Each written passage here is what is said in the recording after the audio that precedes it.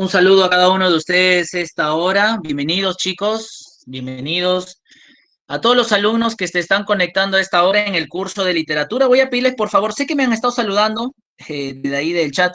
Vuelvan a escribir sus nombres, por favor. Regístrese, José Diego, Alexandra, Natalia, Fabio, Eika.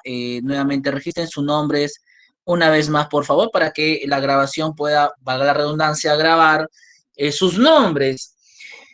Bienvenidos al curso de literatura, bienvenidos a este espacio humilde, un espacio importante para cada uno de nosotros porque estamos estudiando lo nuestro, que es literatura peruana. Yo espero de que estemos bien esta mañana, ya estamos miércoles 14 de abril, estamos de alguna u otra manera avanzando con nuestras actividades el día de hoy. Ya estamos en la semana 6, ya finalizando la semana 6. Bienvenidos a cada uno de ustedes. Sigan registrando sus nombres y apellidos en el chat para la asistencia del día de hoy. Esta semana hemos estado ya estudiando el día lunes en plan lector. Recuerda que la literatura está plasmada con plan lector. Estábamos analizando a Inca Garcilaso de la Vega, recuerdan al escritor mestizo de la literatura peruana. Estamos entrando ya a la época de la conquista, estamos estudiando ya un nuevo periodo de la historia peruana. Salimos de la época incaica, salimos de esa época de oro del Tahuantinsuyo. Salimos de una época en donde el hombre primitivo en el Perú comenzó a vivir. El hombre primitivo comenzó de alguna otra forma a vivir. Nosotros a través de Clarron ya tenemos nuestro material, ¿no es cierto? Hoy día lo que vamos a desarrollar es la literatura de la conquista, un nuevo periodo en la historia peruana. Un periodo muy importante porque comienza el peruano a ser otro, porque podemos decir que comienza a mirarse otra nueva vida. Con la conquista peruana comienza de alguna manera otro periodo largo de historia. ¿De qué manera la presencia de los españoles permitió la formación de la literatura peruana en este periodo? Y vamos el día de hoy a conocer básicamente ese periodo importante de la historia peruana también, en realidad. Es un periodo único, es un periodo en que de alguna manera u otra nos va a ayudar a recordar cómo fue ese evento tan triste y trágico para los incas, porque no fue nada fácil para los incas. Y quizá la imagen que tú ves en la pantalla va a expresar lo que fue por más, prácticamente, por un periodo de cerca de 40, 50 o 60 años de conquista, el enfrentamiento entre incas y españoles. Ahí tenemos una imagen que bien puede retratar lo que vamos a ver el día de hoy, esa lucha de sangre, esa lucha de razas, esa lucha cultural, esa lucha realmente de ideologías, de creencias y sobre todo de literatura también, porque nosotros hemos estado estudiando la literatura peruana incaica, hemos visto los hermosos poemas, el teatro a través del Inti Raymi, vimos los mitos y las leyendas. Nos salimos de todo eso para llegar al momento especial de la conquista. Vamos a ver también que en esta época de la conquista fue una época muy importante. ¿Por qué? Porque también hace la presencia de los cronistas. Si hay algo que debemos agradecer a esta época, fue de alguna otra manera el tiempo en la cual los cronistas comenzaron a hacer literatura. Gracias a los cronistas podemos reconstruir el pasado del antiguo Perú. Gracias a los cronistas podemos conocer el pasado del antiguo Perú. Y hoy día vamos a conocer a un cronista importante. Obviamente fue el Inca Garcilaso de la Vega, que lo vimos el día lunes. Hoy día vamos a conocer a otro cronista importante de la época de la conquista. Un cronista que es muy conocido por los dibujos, ilustraciones que él hizo en sus obras. Son ilustraciones que retratan la esclavitud incaica por mano de los españoles. La conquista del Perú es el proceso histórico de anexión del imperio incaico que se formó en el año 1440 al imperio español. El término literatura de la conquista, literatura del descubrimiento, no solamente se reduce a los peruanos. Hay que aclarar esto, chicos. No solamente la conquista fue del imperio de Tahuantinsuyo. Recordarás que hemos estudiado a los aztecas y a los mayas. Por lo tanto, la conquista fue general en todo el continente americano. No solamente en el Tahuantinsuyo, sino también los mayas y los aztecas también sufrían la conquista de los españoles por manos de otros personajes de la historia. Por lo tanto, el término conquista es un término global acuñado por un historiador, Francisco Carrillo, que designa el periodo que incluye todas las obras producidas durante el proceso de descubrimiento y conquista del Perú. Más adelante vamos a estudiar no solamente a autores peruanos, sino a otros autores de la literatura latinoamericana. ¿Ok? Sucede un hecho muy importante, el descubrimiento del Perú, 1532, con la captura del último Inca. Qué importante nos sirvió el video de los Incas, ¿verdad? El último Inca, Atahualpa, en la ciudad de Cajamarca. Con él finaliza la destrucción, la destructuración del imperio incaico. Esta mañana vamos a revivir cómo fue ese momento triste, penoso, y el proceso de lo que fue la conquista del Perú a manos de un hombre de mucha ambición, un hombre de clase popular. Francisco Pizarro era un don nadie en España. Francisco Pizarro era un burlón de la sociedad española en Castilla. Era un hombre papanete, sin oficio ni trabajo, solamente se dedicaba a cuidar cerdos en Extremadura, en España. Era un hombre sin ningún oficio, sin cultura, pero, ¿sabes? Tuvo mucha ambición. Él no quiso ser más pobre. Él no quiso ya destruirse en la pobreza. Por eso crea un plan y con la ayuda y asesoramiento de los reyes católicos se lanza a la aventura. Se lanza a la aventura, ¿por qué? Porque un hombre antes de él, Cristóbal Colón, ya había descubierto América. Por lo tanto, ya se estaba hablando de un nuevo mundo y el imperio incaico comenzó a dar noticias en los oídos de Francisco Pizarro. Y esta mañana vamos a recordar ese evento de la planificación de los 13 del Gallo, como se le conoce en la historia peruana, Pizarro y los socios de la conquista y todo lo que tuvo que ver con el proceso de la conquista peruana en Cajamarca a manos de Francisco Pizarro. Y a partir de ahí vamos a conocer obviamente algunos datos de la literatura de la conquista. Recuerda, toda literatura responde a un contexto social. Los personajes, las ideas, los hechos responden a un contexto social. Y vamos a conocer ese contexto social de la conquista del Perú, de la conquista del Tahuantinsuyo, con la grabación de Discovery, Investigation Discovery, que fue uno de los programas importantes que recapituló las crónicas de los peruanos. Vamos a ver un pequeño extracto de este video porque es largo y luego vamos a seguir con las características literarias, las manifestaciones literarias que nos trajo la conquista en el Perú. Vamos a darle link en el chat grupal. Lean, chicos, vean, observen, analicen el video. Analicen el video. Este es un tiempo para que ustedes puedan aprender a tener otras ideas, a poder de alguna otra forma ampliar su conocimiento. Si hasta este momento no sabía cómo era la conquista, te preparo entonces el siguiente video sobre la conquista del Perú.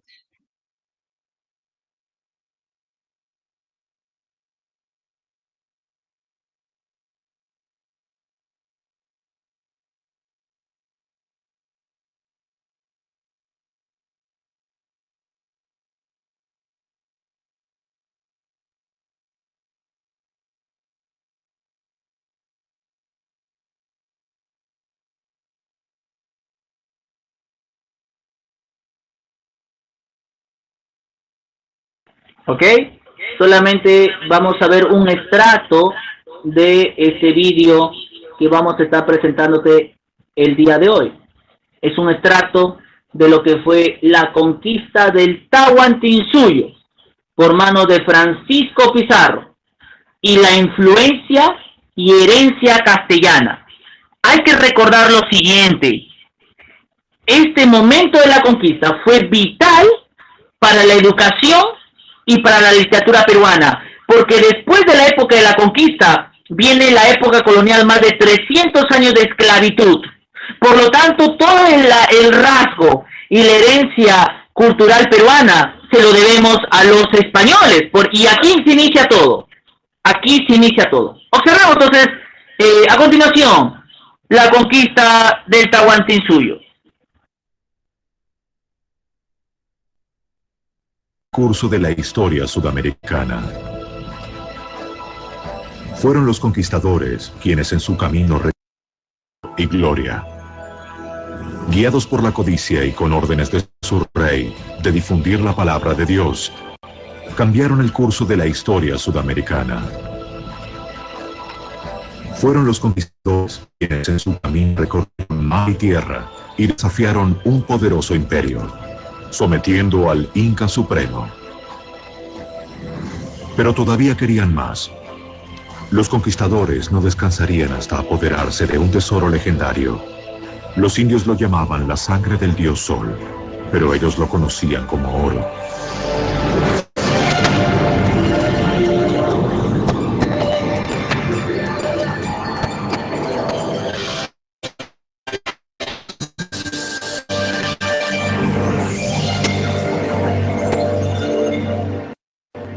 Pizarro y los incas. En 1532, un grupo desesperado de conquistadores españoles zarpó hacia tierras desconocidas de América del Sur.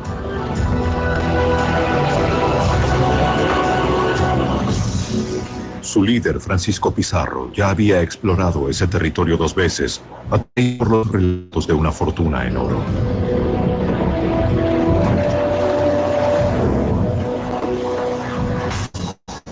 Reclutó soldados españoles bien armados, con la promesa de compartir cualquier tesoro que descubrieran o capturaran. Zarparon desde la ciudad de Panamá y desembarcaron cerca de Tumbes, en lo que actualmente es Perú. Los españoles llegaron a lo que hoy es el noroeste de Perú. Para obtener el permiso de realizar esa expedición, prometieron dar la mayor parte de lo que descubrieran a su rey Carlos V. La mayoría había viajado miles de kilómetros desde España al Nuevo Mundo años antes, soportando enfermedades, guerras y otras penurias. Allí esperaban hallar El Dorado, una tierra fabulosa, tan rica en oro, que los enriquecería más allá de sus sueños. Pero Pizarro y sus hombres ignoraban lo que les aguardaba realmente en esta tierra: el Imperio Inca.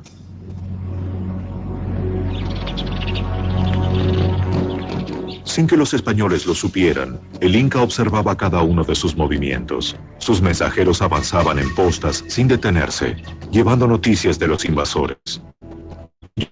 Una extensa red de caminos en los Andes de 1600 kilómetros hacia Cusco. Cusco era la residencia del rey Dios, el Inca Supremo, Atahualpa. En cuevas sagradas, Atahualpa consultó un oráculo. El líder de los incas quería saber quiénes eran estos extranjeros y qué querían. ¿Representaban una amenaza o venían en son de paz? Siguiendo antiguos rituales, el sacerdote esparció hojas de coca e intentó interpretar el futuro por medio de su disposición. Según la leyenda, el sacerdote profetizó a Atahualpa que moriría en manos de estos invasores. Pero Atahualpa no enfrentó con los nobles. No consideró este grupo de hombres como una gran amenaza. Él podía reunir un ejército de 1000 hombres en cuestión de días. Durante el viaje, el calor y el hambre hicieron mella entre los españoles. Uno escribió: el sol arde directamente sobre nuestros hombres, que están por desvanecerse de cansancio. No se ve más que arena y montañas abrasadas. Al igual que los incas creían que un día su dios de la creación regresaría. Un dios de piel blanca y con barba, vendría de la tierra del sol naciente. Era un ser muy parecido a Francisco Pizarro.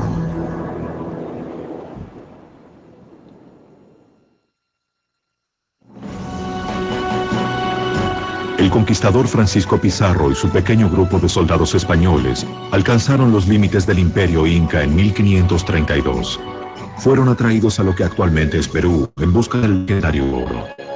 Cuando él y sus hombres llegaron a una región llamada Tahuantinsuyo, no supieron descubrir el tesoro que yacía literalmente bajo sus pies. En noviembre de 1532, tras meses de una marcha trabajosa, los conquistadores llegaron a la cima de los Andes, a 5.000 metros sobre el nivel del mar. Un español relató: respirar este aire enrarecido es doloroso. De día los hombres reconocen el terreno con sus caballos avanzando al borde de escarpados precipicios, por lo que nuestra procesión se arrastra por las montañas como un dragón herido. Las penurias que soportamos son tan terribles que lo único que podemos esperar es que terminen pronto. ¿Qué destino nos aguardará? Finalmente, tras haber recorrido 400 kilómetros, los españoles se aproximaron a la fortaleza inca de Cajamarca.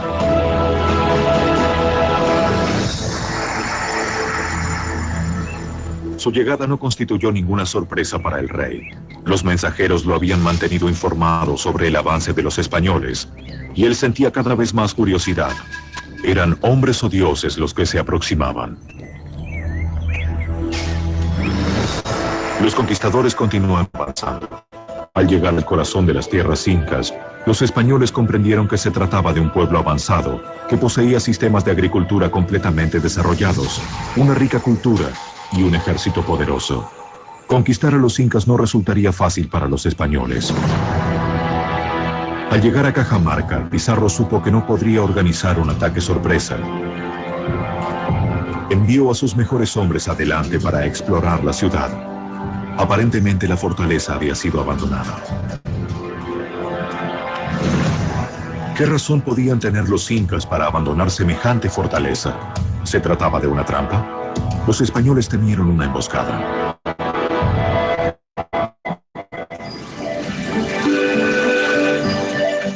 Mientras las tropas de Pizarro aguardaban inquietos en Cajamarca, Atahualpa descansaba en unos manantiales de aguas termales cercanos en compañía de su hermana favorita. Tenía la certeza de que este pequeño grupo de extraños no constituía amenaza para él, el Rey Dios.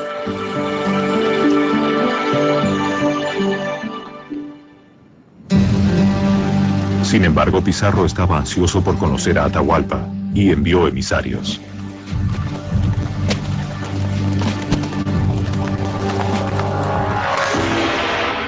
Atahualpa y su corte recibieron a los españoles exhibiendo fría dignidad. Los conquistadores quedaron impresionados. Uno de ellos escribió: en sus miradas fijas arde un fuego peligroso. Los incas nunca antes habían visto caballos. Los españoles permanecieron sobre sus monturas para inspirar asombro y miedo. Ellos asusaron a sus caballos para que se encabritaran y dieran coces, esperando asustar al inca. Atahualpa no se inmutó. En lugar de eso, bebió a la salud de los españoles del cráneo de un prisionero ejecutado. Ofrecieron copas de oro a los extranjeros. Ellos bebieron con desconfianza. Atahualpa declaró que iría a Cajamarca al día siguiente para visitar a Pizarro.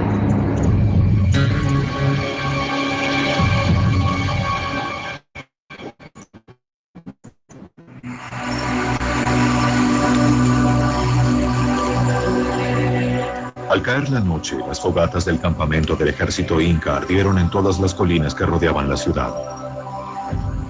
Pizarro sabía que su pequeño grupo tenía pocas posibilidades en una batalla campal contra esta enorme fuerza. Sus exploradores contaron al menos 30.000 guerreros incas. Durante la noche del 16 de noviembre de 1532, los españoles oraron juntos creyendo que sería la última vez. Uno de ellos escribió: el miedo cubre a los hombres como un manto negro. Ahora todos pueden ver con claridad la locura de esta empresa. Todos sabemos que solo un milagro puede salvarnos. Y unos cuantos tal vez se pregunten si el cielo los considera dignos de ese milagro. Con las primeras luces, Pizarro ordenó a sus hombres prepararse para la batalla. Pero la muerte parecía más probable que la victoria.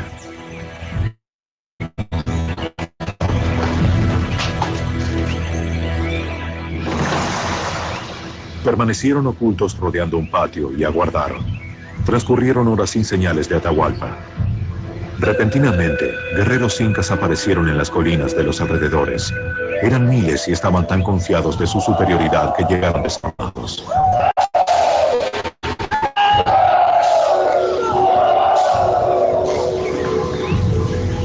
Los españoles se inquietaron, pero solo podían esperar.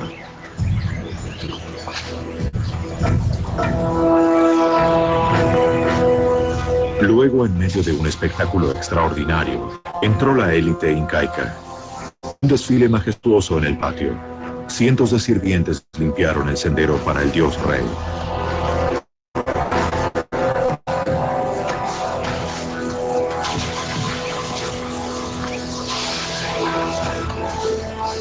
Con gran pompa y fanfarria, el rey de los incas entró en la ciudad. Los nobles incas más importantes rodeaban a Atahualpa, ocupando en un suntuoso trono de oro.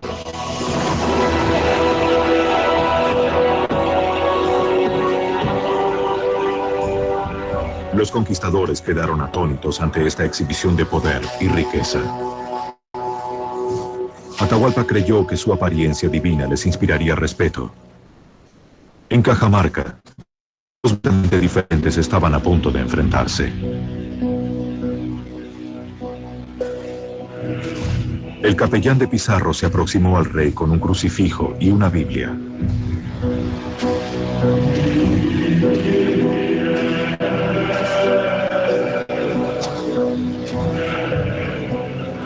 Exigió a Atahualpa que renunciara a sus creencias paganas y se sometiera al bautismo y a la corona española.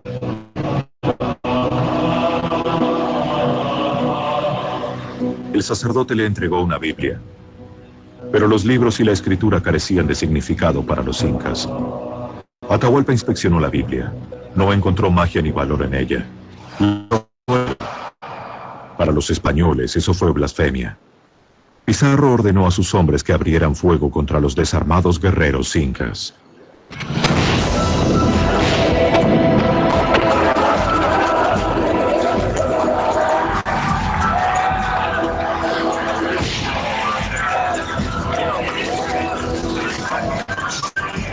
Un soldado escribió: entonces nuestras tropas se precipitaron de nada y se lanzaron dando alaridos sobre los indefensos indios. Cortaron en pedazos a los incas desarmados con sus espadas, como si estuvieran cortando rebanadas de pan. Fue una matanza atroz. Había hedor de sangre y muerte. El ejército inca quedó paralizado ante este feroz ataque. El rey Sol fue derribado. Pizarro lo arrestó. Sabía que conservando a Atahualpa con vida tenía a todo su imperio detenido.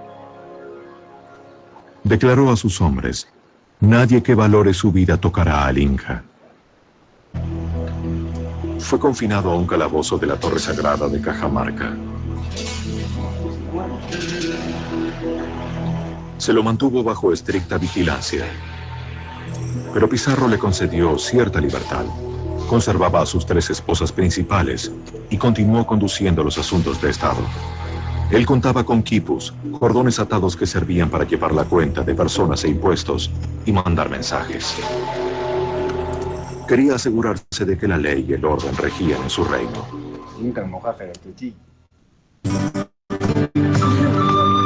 Durante un periodo, la paz pareció posible. Los soldados españoles, cansados de batallas y campañas, dejaron a un lado los combates e hicieron planes para establecerse. Pero a los españoles todavía les faltaba algo.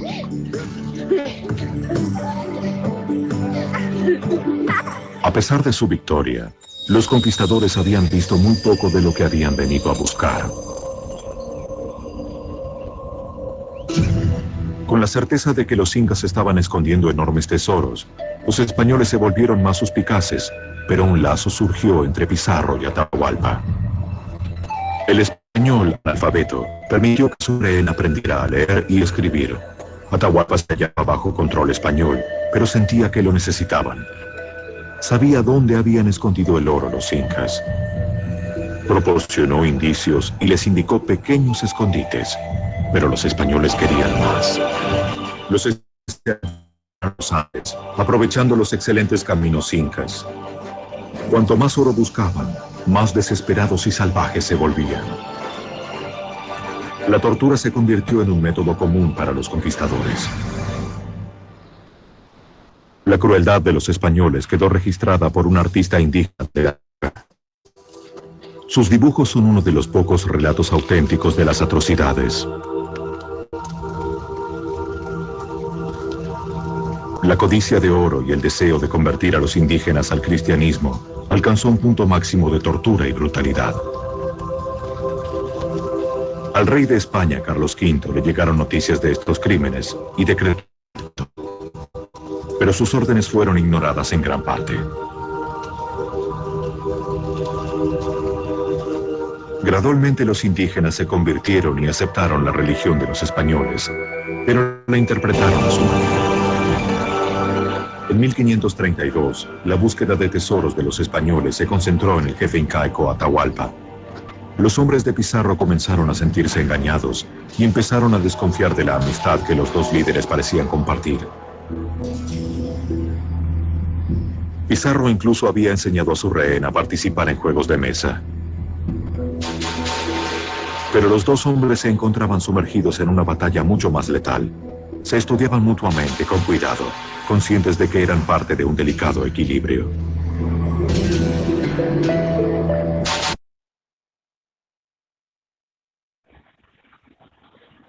Muy bien.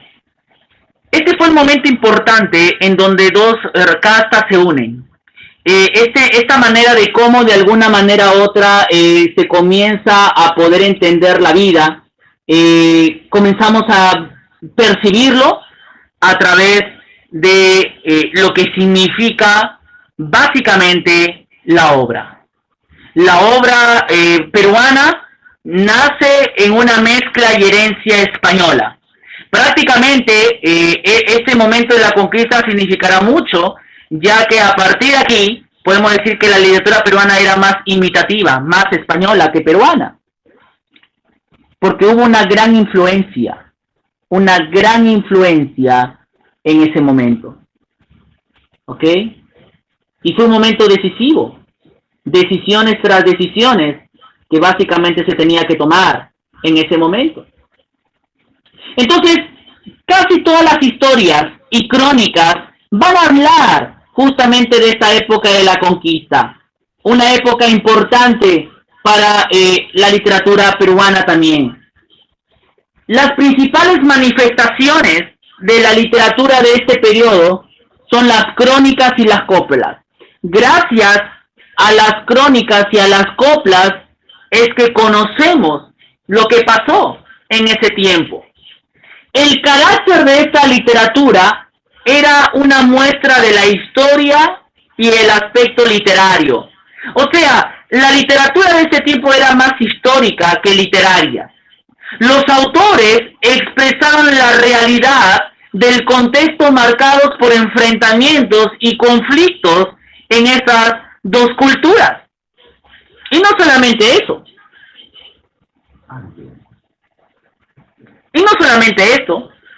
Sino también el hecho de que aún entre los españoles había guerras.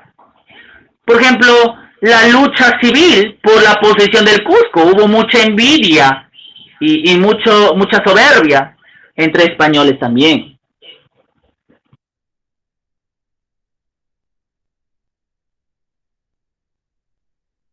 Y eso era muy importante saberlo, porque casi todas las crónicas están marcadas en eso. El Inca Garcilaso de la Vega escribe en la segunda parte de sus comentarios reales lo que estaba pasando básicamente en esta guerra civil.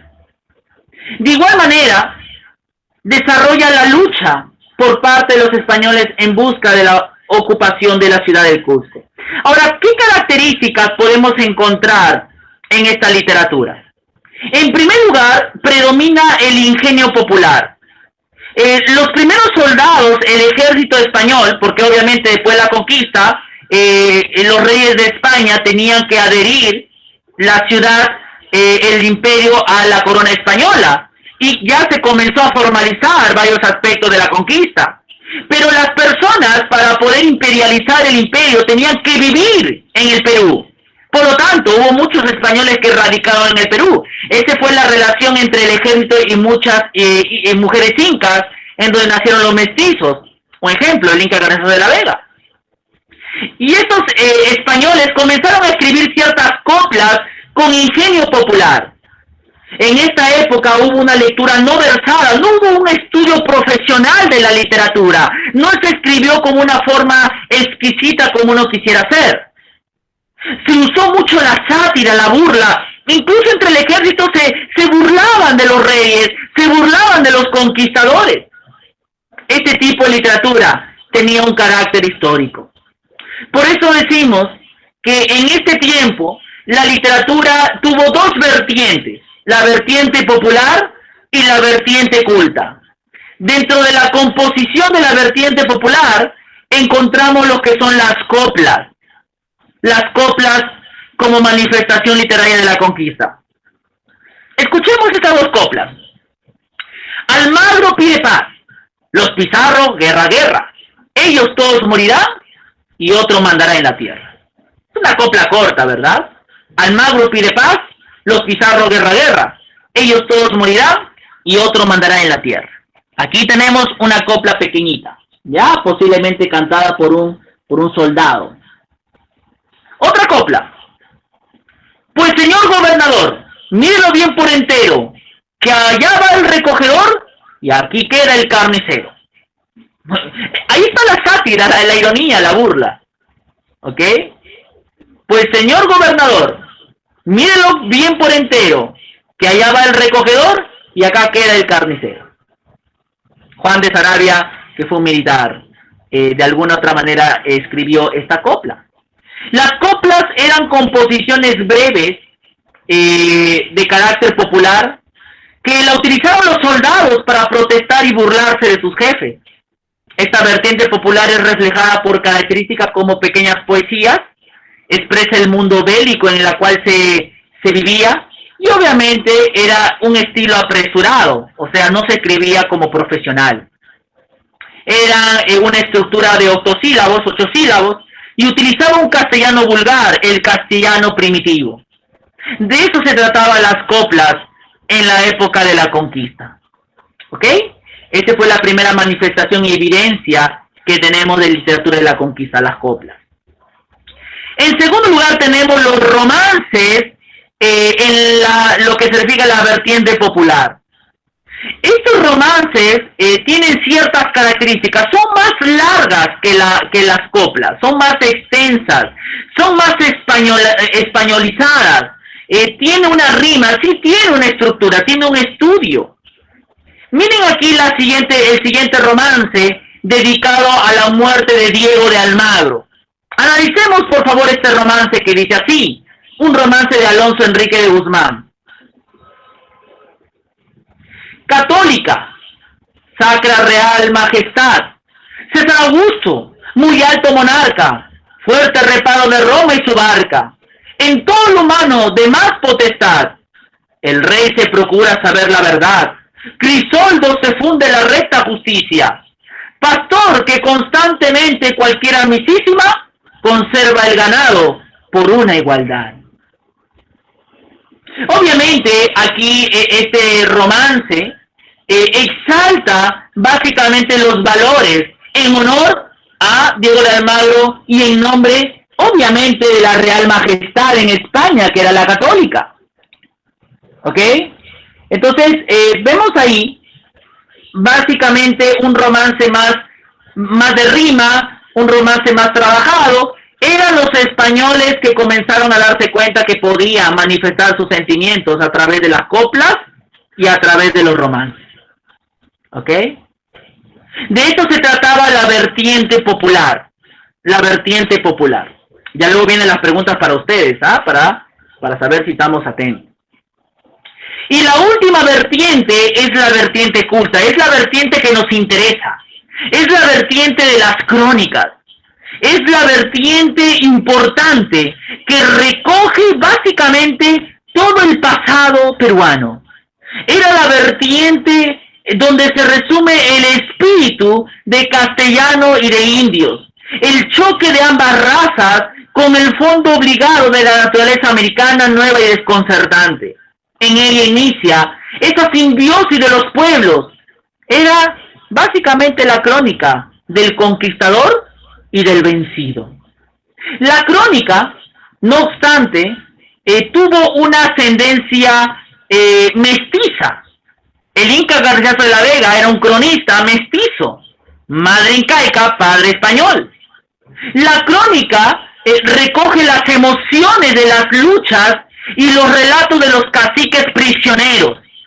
Pero, pasado el estruendo bélico de la conquista o de la guerra civil entre los españoles, la crónica se inclina a recoger las tradiciones del pasado inca, a reconstruir la historia de sus príncipes y dinastías, de sus leyes e instituciones. Entonces podemos ver aquí dos propósitos de la crónica. Número uno, relata las luchas y relatos de los caciques prisioneros. Y número dos, recoge la historia de los incas, de las leyes, de sus costumbres y tradiciones. Ese es el propósito de la crónica. Y espero que estemos notando la diferencia entre la vertiente popular y la vertiente culta. Veamos algunas características importantes de la crónica. En primer lugar, tenía una forma expresiva netamente escrita. Ya no era oral, era una forma escrita. Los mestizos, los cronistas escribían obviamente en papel, porque en ese tiempo había el papel, ya había el papel neto, el papel ya chino, digamos así, con algunas indumentarias de hoja, pero había una tinta ahí que se escribía.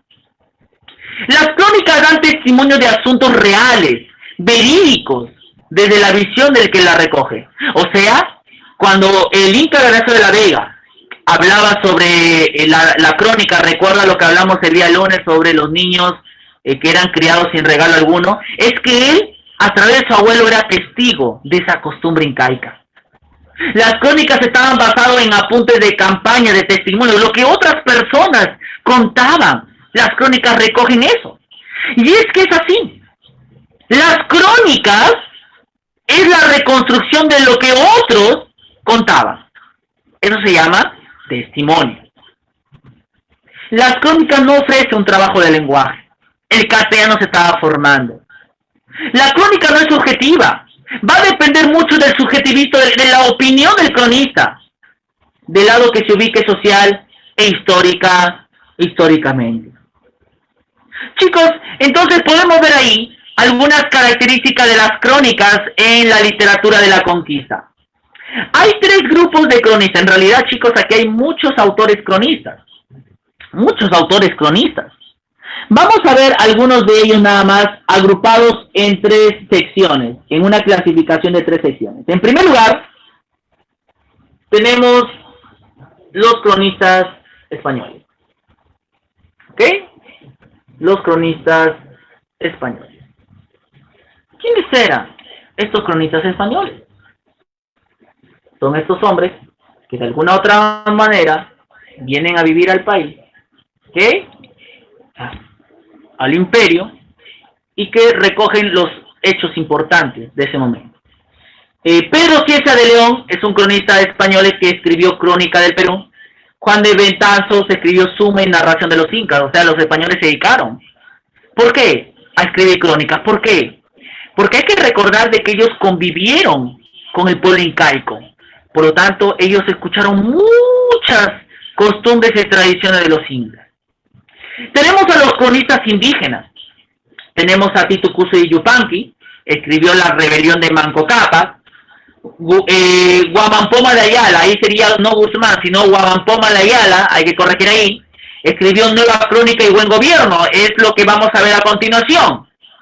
Juan Santa Cruz Pachacuti escribió Antigüedades del Reino del Perú.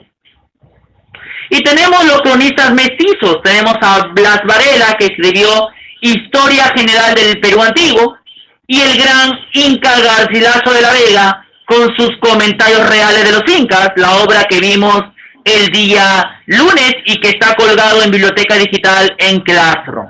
¿Ok? Chicos, aquí están algunas imágenes de algunos cronistas nada más de la época que trabajaron mucho en reconstruir lo que pasó en ese momento histórico de la conquista y tratar de reivindicar al Perú a través de la escritura de lo que pasó en la época del Tahuantinsuyo. Es muy importante estos datos para poder entender más lo que corresponde a esta época importante del Perú. Esta época crucial en la cual los peruanos vivieron.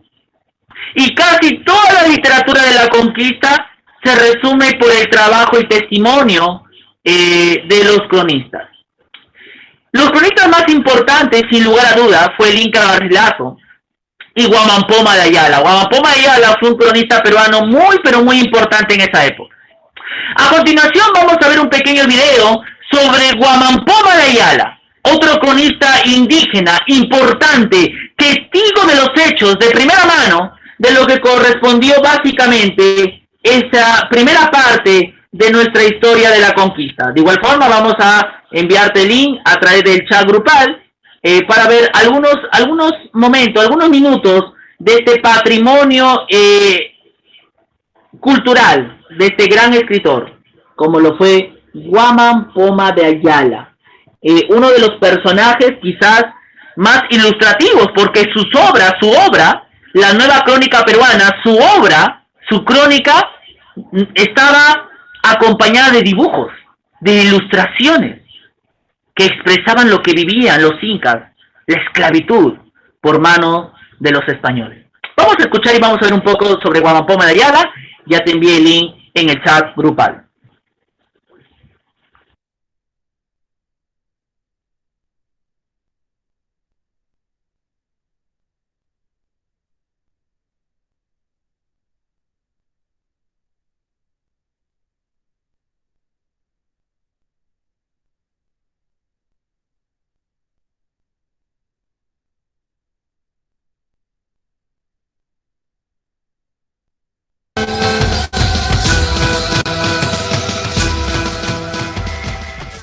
La rica y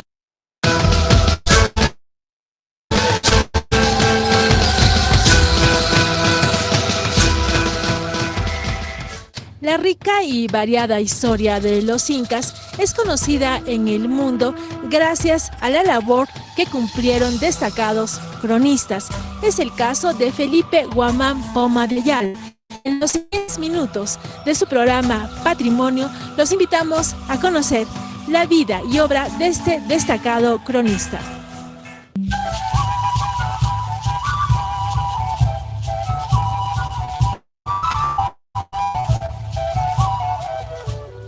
La rica y larga historia de la cultura inca que floreció en los Andes sudamericanos es conocida en el mundo gracias a los cronistas que llegaron a estas tierras junto a los españoles, o que, nacido ya en la Nueva Castilla, asumieron la delicada tarea de recopilar y describir los hechos que antecedieron a su llegada y narrar los acontecimientos de los que fueron testigos y protagonistas.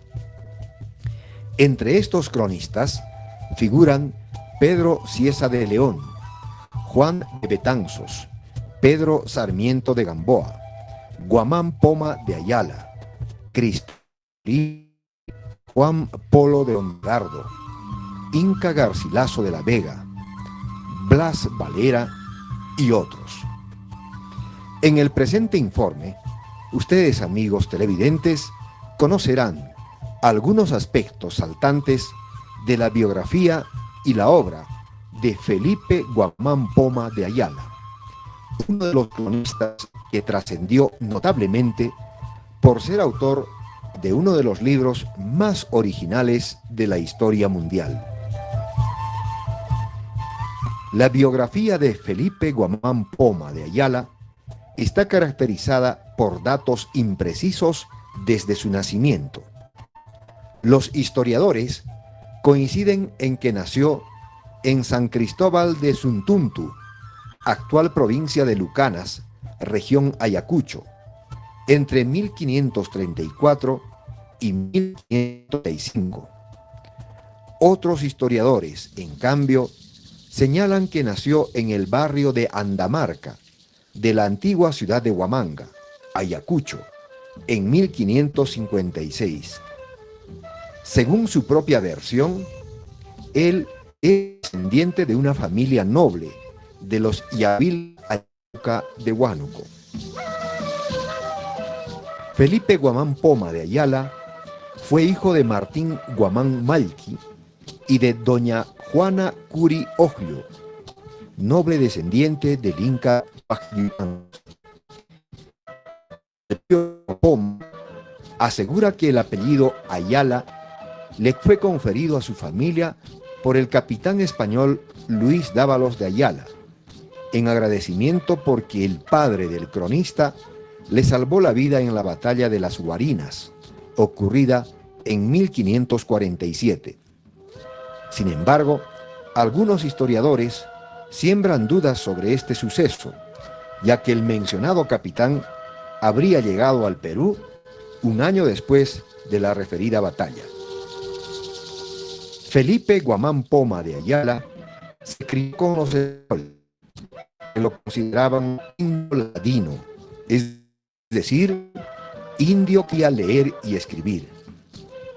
Durante su juventud, tuvo permanentes problemas de tierras con los indios chachapoyas por la propiedad de unos terrenos en el valle de Chupas, en Huamanga. Sus constantes quejas y problemas, generados por su intención de reivindicar las propiedades de sus ancestros, lo llevaron a ser desterrado por el corregidor de Huamanga en el año 1600, por el corregidor de Lucanas en 1606. Es entonces que decide recorrer las diversas ciudades de la colonia, observando las estructuras del poder colonial, las relaciones sociales y recopilando las versiones más fidedignas sobre la historia de la cultura inca.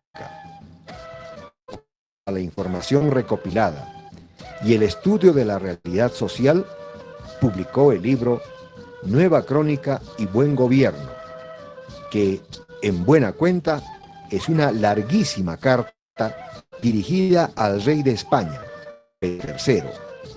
El libro está dividido en dos partes. La primera es Nueva Crónica, donde describe con inocultable orgullo la grandeza de la sociedad inca, la historia y genealogía de los incas, y la segunda parte, Buen Gobierno, es una denuncia por la atroz explotación y dolorosa esclavitud de los indios a manos de las autoridades españolas de la colonia. Este libro marca claras diferencias con los otros narradores porque combina textos y dibujos finamente trazados. La obra, podríamos decir la obra grandiosa de Guamán Poma de Ayala, está constituido por 1198 páginas de información y 98 páginas de dibujo, ¿no? De manera que la obra, la crónica y el buen gobierno de Guamán Poma de Ayala se analiza desde dos partes importantes, ¿no? Una primera parte, efectivamente, es el estudio, mejor dicho, la constitución de la información cronística respecto a la obra política, cronológica, biográfica de los incas, de los reyes gobernantes del gran Tahuantinsuyo, ¿no? Y creo que en la información que destaca para cada uno de los gobernantes incas, hay, por primera vez, creo yo, en el discurso indigenista aparece la mujer inca, Itzcoatl, ¿no? Y la segunda parte, creo yo, es más bien que está constituido, conforma la gran denuncia al mal gobierno, que en ese momento la estructura política del sistema colonial había establecido. Es una denuncia, es una queja, es una petición que constituye una queja hacia la corona española para que establezca un nuevo gobierno, para que establezca un gobierno justo, ¿no? Creo yo, en esta parte es de alguna otra forma, Huamampa de allá brilla porque pone al tapete, como podríamos decir, las denuncias más espectaculares de los maltratos indígenas.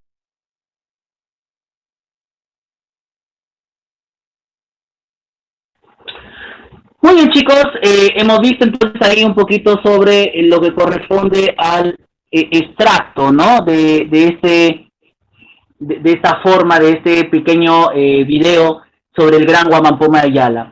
Yo les invito a que investiguen en internet un poco sobre Huamampoma de Ayala, sobre su vida, sobre todo lo que él hizo. Si tú quieres saber básicamente qué es lo que pasó en ese tiempo, qué es lo que de alguna manera u otra sucedió en ese tiempo, en base a cómo fue los hechos, vean las ilustraciones de Huamampoma de Ayala. Él, a través de sus ilustraciones, comienza a ayudarnos a ver cómo era el periodo de la conquista. Y a través de él podemos ver una serie de cosas, lo que pasó, cómo los incas torturaban, los españoles torturaban a los incas, cómo los explotaban, cómo abusaban de las mujeres. Es algo muy increíble lo que vivieron los incas, nuestros antepasados. ¿Ok? La próxima semana vamos a ver el periodo de la literatura de la colonia. Salimos de la conquista y nos metemos al periodo ya del coloniaje peruano. 300 años de esclavitud vamos a ver la próxima semana con la literatura de la colonia. Un abrazo a todos, chicos. Nos vemos pronto. Cuídense. No olviden sus actividades, sus tareas en claro. Chau. Chao, profe. Chao, chao, chao. No olviden, esperan de que toda la información haya ustedes tenido en cuenta, todo lo que hemos estudiado el día de hoy. Cuídense mucho. Chao, chao. Cuídense mucho. Chao, chao.